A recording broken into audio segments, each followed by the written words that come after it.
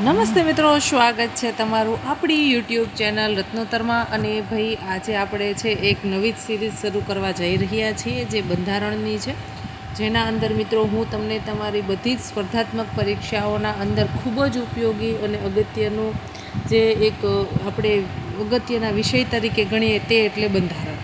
હવે બંધારણ છે એ આપણું છે એ ખૂબ જ અગત્યનું અને મહત્ત્વનું છે.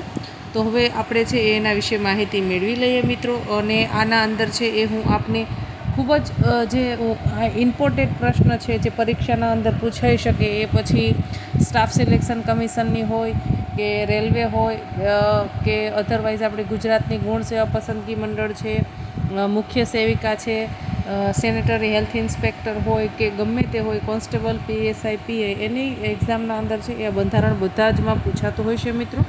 તો હવે સૌપ્રથમ આપણે વાત કરીએ તો કે ભારતની બંધારણ સભા કઈ યોજના નીચે ઘડવાની શરૂ થઈ હતી? તો કે ભારતની જે બંધારણ સભા છે એ કેબિનેટ મિશન યોજના અંતર્ગત છે એ ઘડવામાં આવી હતી. ત્યારબાદ બીજો પ્રશ્ન છે કે બંધારણ સભા ઘડવાની શરૂઆત ક્યારે થઈ હતી? તો કે 9 ડિસેમ્બર 1946ના દિવસે બંધારણ ઘડવાની શરૂઆત થઈ હતી.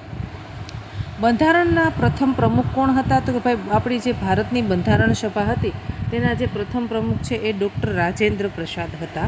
બંધારણની ડ્રાફ્ટિંગ કમિટીના ચેરમેન કોણ હતા? તે આપણે સૌને ખ્યાલ જ છે મિત્રો, ડૉક્ટર બાબા સાહેબ આંબેડકર બંધારણની ડ્રાફ્ટિંગ કમિટીના છે એ ચેરમેન હતા.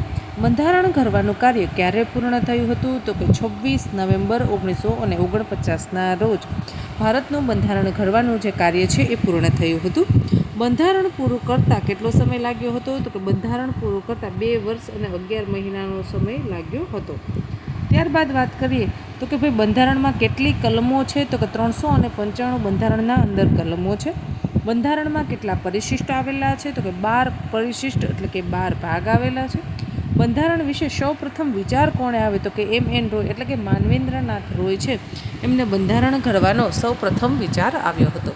ભારતના બંધારણનું આમુખ કોણે તૈયાર કર્યું હતું? ડૉક્ટર જવાહરલાલ નહેરુ દ્વારા સૌ પ્રથમ છે મિત્રો, આપણને ખ્યાલ જ હશે કે રાવી નદીના કિનારે છે એ જવાહરલાલ નહેરુ છે, જે મોતીલાલ નહેરુના ફાધર છે, એમને છે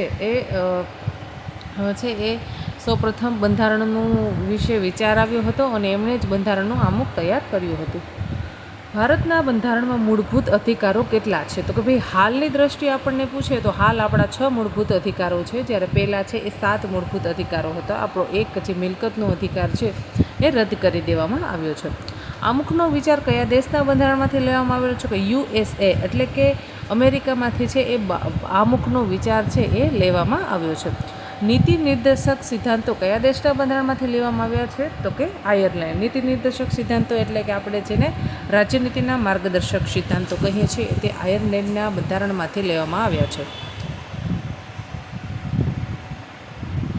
રાષ્ટ્રપતિ કટોકટી કઈ કલમ નીચે જાહેર કરી શકે છે? તો કે કલમ નંબર 360 અંતર્ગત રાષ્ટ્રપતિ છે એ કટોકટી જાહેર કરે છે.